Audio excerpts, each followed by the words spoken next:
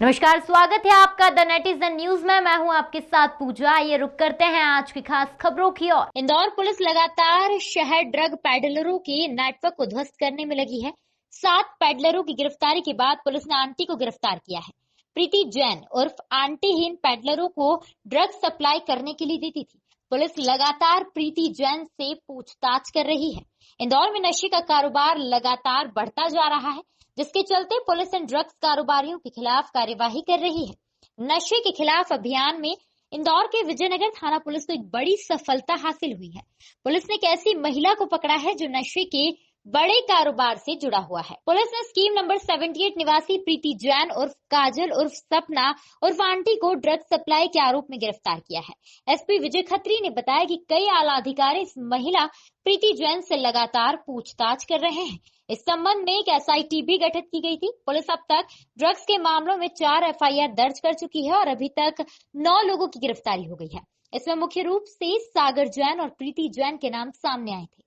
Police ने विभिन्न स्थानों पर अपनी टीमें रवाना की है। पुलिस इस मामले में 3 बिंदुओं पर जांच कर रही है, जिसमें इनका जो नेटवर्क है उसे ध्वस्त करना, दूसरा मादक द्रव्यों की सप्लाई कहां से हो रही है और इसका मुख्य स्रोत कौन सा है, इसका भी पता लगाया जा रहा है। साथ ही मादक पदार्थों का कारोबार करने वालों ने जो संपत्ति खड़ी की है उन्हें भी ध्वस्त करने की कार्यवाही की जा रही है। पुलिस ने कहा कि जो युवा व्यक्ति इस नशे के जाल में फंस गए हैं उनको पुनर्वास और उनके इलाज की व्यवस्था की जा रही है। फिलहाल उनके खिलाफ मामले दर्ज नहीं किए जाएंगे। पुलिस ने बताया कि गिरफ्तार की गई प्रीति जैन मुख्य ड्रग सप्लायर थी और वह ड्रग्स लाकर इंदौर में बिचौलियों और ड्रग पैडलर्स को दिया करती थी, जिनमें पूल, क्लब, बड़ी होटल, निजी पार्टियां और जिम सेंटर्स भी शामिल हैं। पुलिस को ये भी पता लगा है कि दिन में आने वाले कस्टमर को जिम ट्रेनर इस ड्रग्स को लेने के लिए प्रोत्साहित करते थे। गौरतलब है कि बांग्लादेशी युवतियों की देह व्यापार में पकड़ाई गई महिलाओं से पूछताछ में महिलाओं ने बताया था कि उन्हें एमडीएमए नाम की ड्रग्स दी जाती है, जिससे उनका शारीरिक शोषण से ज्यादा किया जाए। पुलिस ने देह व्यापार में 30 आरोपियों को गिरफ्तार किया था, जिसमें से 21 लोगों को इनके चंगुल से मुक्त कराया गया था, जिनमें से 11 बांग्लादेशी महिलाएं भी थी। फिलहाल पुलिस ने जिन जिम सेंटरों के खिलाफ शिकायत मिली थी उनके जिम ट्रेनर्स को गिरफ्तार किया है। इसका अब तक इन्वेस्टिगेशन में क्या सारी चीजें सामने आई हैं? ये मामला जो ड्रग एडिक्शन और युवा वर्ग को नशे की लत लगाने का है, जैसे जैसे इसमें हम गहरे घुसते जा रहे हैं वैसे वैसे नई नई जानकारियाँ हमारे सामने आती जा रही हैं। मामले की व्यापकता और गंभीरता को देखते हुए पुलिस महानिदेशक महोदय ने भी आईजी साहब को ब्रीफिंग की थी। आप लोगों को शायद पता ही है कि कल आईजी साहब ने भी थाना विजयनगर में बैठ करके पूरे मामले का रिव्यू किया रात को, और एक विशेष जांच दल एसआईटी का गठन किया गया है, जिसमें additional SP east Rajesh Raghuvanshi, CSP Vijaynagar, TI Vijaynagar और 3-4 सब इंस्पेक्टर रैंक के अधिकारी और इस तरह से कुल 10 लोगों की एसआईटी बनाई गई है। और इसमें जो इन लोगों से पूछताछ करने पे अभी तक हम लोग 4 मामले कर चुके हैं पंजीबद्ध, और 9 आरोपियों को गिरफ्तार कर चुके हैं, जिसमें मुख्य नाम सागर जैन और प्रीति जैन उर्फ आंटी का है। और उनसे पूछताछ में काफ़ी सारी जानकारी हमें मिली है। हमारे पास 18 तारीख तक का पुलिस रिमांड है। इनकी जानकारी के आधार पे आज हम कई जगह हमने पार्टियाँ रवाना की हैं और बहुत जल्दी ही हमें सफलताएं मिलेंगी। और इस बार हम 3 आयाम पे अलग अलग काम कर रहे हैं। पहला है कि जो इंदौर में ये नेटवर्क है इनका, उसको पूरी तरह से ध्वस्त करना। इनके जो भी पेटलर्स हैं या बिचौली हैं उन सबको ध्वस्त करना, पूरे नेटवर्क को। दूसरा, इस बार हम सोर्स तक पहुंचने का पूरा प्रयास कर रहे हैं, ताकि जो इंदौर में मादक द्रव्य आने का प्रवाह है उसी को कंट्रोल किया जाए, उसी को नियंत्रित किया जाए। इसलिए हम लोग जड़ तक भी जानने का प्रयास करेंगे। तीसरा, इस मादक द्रव्य के धंधे से जिन लोगों ने संपत्तियां बना ली हैं या मकान बना ली हैं, उनको भी हम आज से शुरू कर रहे हैं। आज पहली कार्रवाई के तौर पे एमआईजी क्षेत्र में सलमान और खजाना क्षेत्र में मजहर के ऊपर कार्रवाई प्रस्तावित है, और हम जैसे जैसे इन लोगों की संपत्तियों का पता लगता जाएगा वहाँ पे भी हम कार्रवाई करेंगे। इसके साथ ही हम लोग जो युवा वर्ग बच्चे इस लत में फंस गए हैं, नशीली दवा के जाल में फंस गए हैं, ड्रग्स के जाल में फंस गए, उनके रिहेब के लिए भी गंभीर हैं।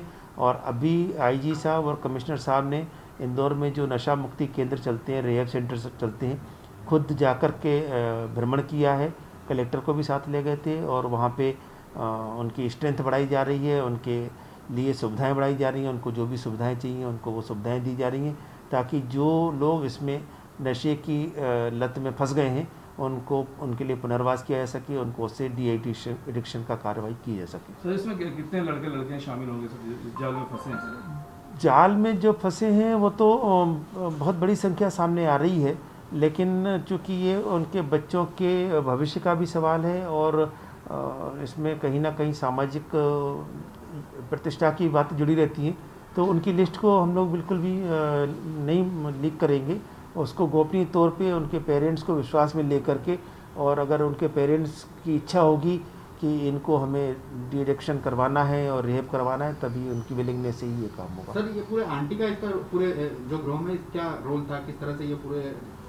आंटी से जो अभी तक की पूछताछ में बात निकल कर के सामने आई है वो ये आई है कि आंटी माल लेके आती थी और यहाँ पे उसके बहुत सारे कस्टमर्स थे और बिचौलिए थे, पेडलर्स थे, उन सबको देती थी। वो लोग उसको जा कर के अलग अलग जगहों पे उसको करते थे, प्राइवेट पार्टियों में, पूल क्लब्स में, कैफ़े में, जिम में भी। जिम में भी हमें पता चला है कि जिम में भी जो उनके ट्रेनर्स होते हैं जिम में, उनके थ्रू बच्चों को ये नशीली दवा दी जाती थी। लड़कियों के लिए, लड़कियों को कहा जाता था कि इसको लेने से वज़न कम हो जाता है, और लड़कों को कहा जाता था कि इसको लेने से मसल्स पावर्स अच्छे हो जाते हैं, जो आप बॉडी बनाना चाहते हैं वो जल्दी बन जाती है। सर मोड ऑफ ऑपरेशन क्या है, कहाँ से ड्रग्स लाई जा रही थी, दिल्ली मुंबई में क्या कनेक्शन है? इस सब पे हम काम कर रहे हैं। हमारे पास दिल्ली के भी हैं कुछ नाम, बम्बई के भी हैं, गोवा के भी हैं, और सब पे हम काम कर रहे हैं। अगर देखा जाए तो पबों में जाते थे जैसे, तो पबों के अंदर हाई प्रोफाइल लोग रहते थे, तो क्या हाई प्रोफाइल लोग भी निशाने पर आएंगे? नहीं, मैंने जैसा आपको बताया, जो यूजर्स हैं उनके खिलाफ अभी हम एक्शन की बात नहीं कर रहे हैं, उनके हम पुनर्वास की बात कर रहे हैं, उनके लिए नशा मुक्ति केंद्रों में उनके लिए सुविधाओं की बात कर रहे हैं, तो उनके ऊपर हम अभी कार्रवाई प्रस्तावित नहीं कर रहे। अभी तो हम इस नशे के सौदागरों के ऊपर कार्रवाई करेंगे। सर ये आंटी जो है वो लड़कियां भी उपलब्ध कराती थी लड़कों को, ग्राहकों को? अभी वो वाला कनेक्शन इसका नहीं मिला है। हालांकि ये सारा जो नेटवर्क है ये बांग्लादेशी युवतियों के देह व्यापार से जुड़ा हुआ ही है। वहीं से हम लोग आगे बढ़े थे और वहीं से हमें पता चला था कि उन लड़कियों को ड्रग्स दे करके, विशेषकर MDMA दे करके उनको आदी किया जाता था, और जिससे उनसे ज़्यादा उनका शोषण किया जा सके। क्या इनके मकान भी ध्वस्त किए जाएंगे? बिल्कुल किए जाएंगे, उनकी पूरी हम जानकारी जुटा रहे हैं। सर इसी पे मेरा सवाल है, अब तक जैसे बांग्लादेशी युवतियों को कितनी युवतियों को मुक्त कराया गया, और इस पूरे मामले में कितने मुख्य आरोपी बने हैं? अगर हम जो देह व्यापार वाला मामला था उसमें भी हमने 4 मामले रजिस्टर्ड किए थे। कुल मिलाकर के 30 आरोपियों को गिरफ्तार किया गया था, जिसमें 7 महिलाएं थी, 23 पुरुष थे, और कुल 21 लड़कियों को मुक्त कराया गया था, जिसमें से 11 अवैध रूप से भारत लाई गई बांग्लादेशी युवतियां थी, और 10 महिलाएं, उसमें 5 बांग्लादेश की थी, 1 बिहार की, 1 राजस्थान की और 3 बम्बई की थी। इस तरीके से लड़कियों को मुक्त कराया गया था। सर युवतियों का ड्रग्स कनेक्शन क्या था सर, जो युवतियां पकड़ाई थी? जो युवतियां मुक्त कराई गई थी उन्होंने हमें बताया था कि उनको ड्रग्स भी दिया जाता था, जिससे कि वो उनका ज़्यादा शोषण हो सके। सर जो आंटी है उसके जो मोबाइल फोन को पुलिस ने जब्त करा, उसमें ऐसा बताया जा रहा है कि 200 युवतियों के कांटेक्ट मिले हैं, क्या उस पर भी तफ्तीश की जाएगी? उनके पुनर्वास और उनको इस लत से, इस जाल से बाहर निकालने की कार्रवाई की जाएगी। सर सबसे महत्वपूर्ण हो जाता है कि इस गैंग ने आपदा का अवसर बनाया है।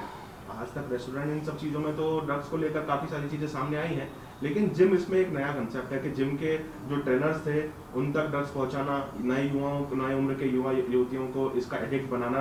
कितने ओवरऑल इंदौर शहर की बात करें 100 से ज़्यादा जिम है, कौन कौन से अभी तक फिलहाल जिम जो है वहाँ पर पुलिस का फोकस रहेगा कि यहाँ तक ये ट्रेडर जो पहुँचा है और इनको नशे का एडिक्ट बनाया है? आने वाले कुछ ही दिनों बाद हम सभी जिम संचालकों की मीटिंग बुलाने वाले हैं, जिसमें हम IG साहब से भी अनुरोध करेंगे कि वो भी इस मीटिंग में आएंगे, और सभी जिम संचालकों को इस बार सख्ती से बता दिया जाएगा कि यदि किसी भी तरीके की सूचना मिलेगी तो उनके जिम को सील करा दिया जाएगा।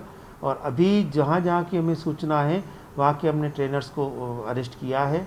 हमने अभी तक 3 ट्रेनर्स को अरेस्ट किया हुआ है, जो इस ड्रग्स के जो 4 मामले मैंने बताया उसमें 9 लोगों को आरोप गिरफ्तार किया है, उसमें 3 जिम के ट्रेनर्स भी हैं। सर आंटी की संपत्ति के बारे में जानकारी लगी, कितने रुपए, करोड़ों रुपए? अभी तक तो उसने नहीं बताया है इस तरह की कोई भी जानकारी। उसने जिस मकान में थी उसको किराए पे लेना बताया है, लेकिन हम उसकी बात पे विश्वास नहीं कर रहे हैं, हम अपने सोर्सों से पता लगा रहे हैं। सर अनुमानित कितने समय से संचालित हो रहा था